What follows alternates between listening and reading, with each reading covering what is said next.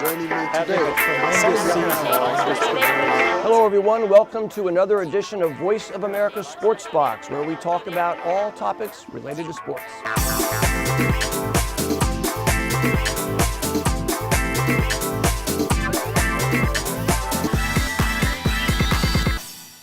And in today's edition of the Sports Box, we'll be talking about the number one game in the United States every year, and that is the Super Bowl, the championship of the NFL, or as much of the rest of the world knows it, American-style football. Joining me today is Philip Alexiou, Mike Richmond, and Tony Budney. Welcome, guys. And it should be an exciting game. This one, Super Bowl 49, going to be played in Glendale, Arizona, a suburb of Phoenix. The stadium is known as the University of Phoenix. So, guys, let's first of all talk a little bit about this matchup. Philip?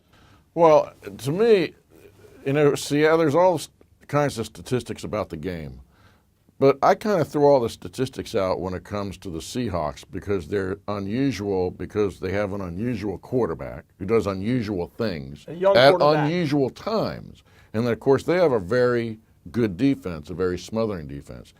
The Patriots, on the other hand, seem to me to be a team that, as prolific as they are offensively, they are open for some mistakes. But at the same time, they can be so refined that they go and they can play a game flawlessly. So it's a bizarre game to me when the odds makers look at it as a one-point game. It's one of the closest games they're looking at in history. Well, along those lines, I think on paper this looks like one of the greatest Super Bowls ever. I know we say that often, but you've got a team, both teams have been there before. I think that really helps in Super Bowls. And you've got Tom Brady going for his fourth Super Bowl win, Russell Wilson going for his second. Like you said, Seattle's great defense. The Patriots balanced, in my opinion, on both sides of the ball. And two heavyweights as coaches. Right. These teams, there's so many ways they're going to have major clashes. In terms of this game, it's the matchup everybody wanted, isn't it? This is the two best teams in the NFL all year. Unless you're a Green Bay fan, of course. Unless you're a Green Bay fan or a fan of another team. But I think looking at this game, it's the ideal matchup, both from a football standpoint and from a standpoint outside of the game itself. This is going to have a lot of promotion, a lot of fanfare, a lot of star power on both sides that's going to be very attractive to a lot of people.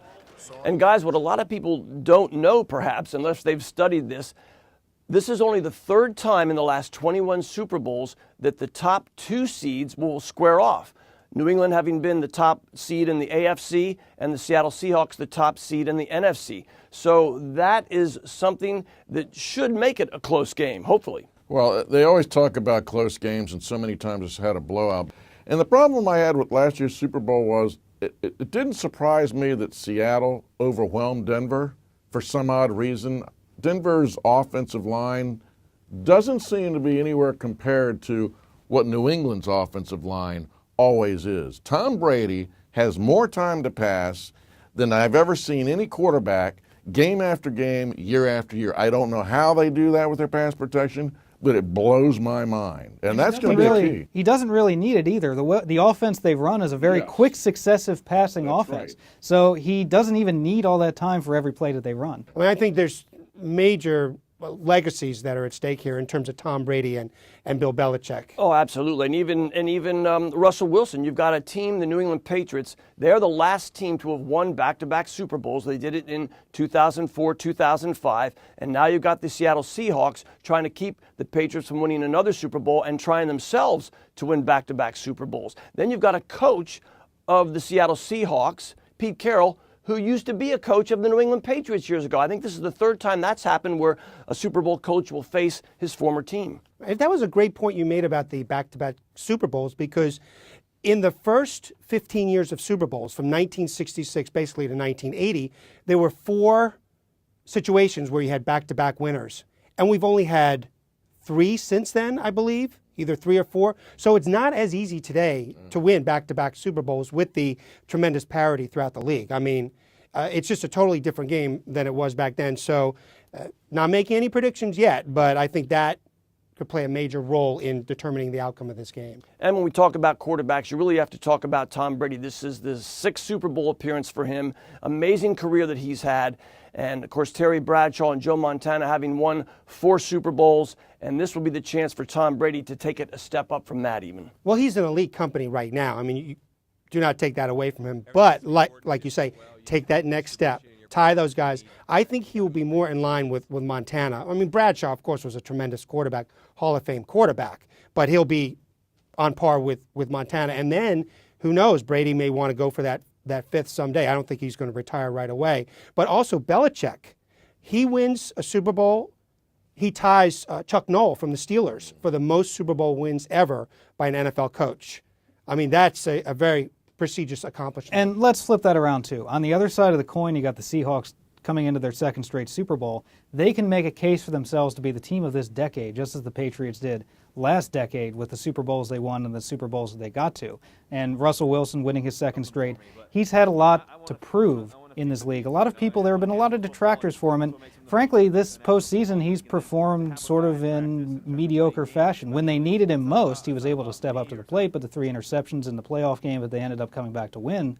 He's got a lot to prove, and that team has a lot to prove. They play with a chip on their shoulder because they have a chip on their shoulder. Of course, Marshawn Lynch doing what he did in Super Bowl Media Day that he has in the previous days, and criticism or not, like him or not, he still plays with that chip on his shoulder. So you kind of have this sense that this game means something bigger in the sense of the game and the sense of the legacies of both teams. One team coming, another team maybe going, in a way. Quick predictions before we go. Tony, we'll go quickly on who you think is going to win. I've got the Patriots. I think they're going to win about 24-20.